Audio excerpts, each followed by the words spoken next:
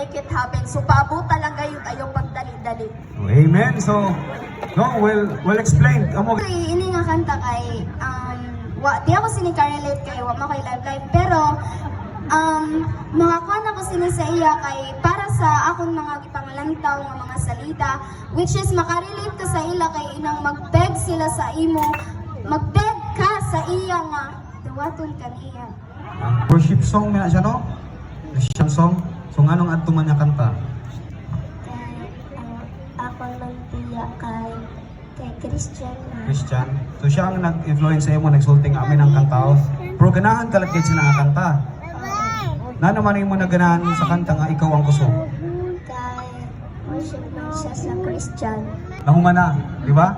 So, sa atong mga tahay, ikaw ang pinakakuya nila. Kag ikaw lang ang naginusarang buyog sa pungpon sa mga rosas. Kaya siya naman ang yaki yung tao. Na atong pagbakan, kaya mo dahil taong yaki nga ni kuha sa kaisog para mo kanta mo, padalit siya talento sa rangagapan. Guitar, tapos guitar kag sports. So, hari ako sa sports. Nano mga sports? Si Patakraw player ka? So imo papa pero may ang magtudlo sa imo. So hay man sa imo papa. Hay man ni papa ni Jane. Ato imo papa ko ni isa siya kamo. So naman may sulti sa imo papa. Siya pa may magtudlo sa imo. Salamat pa.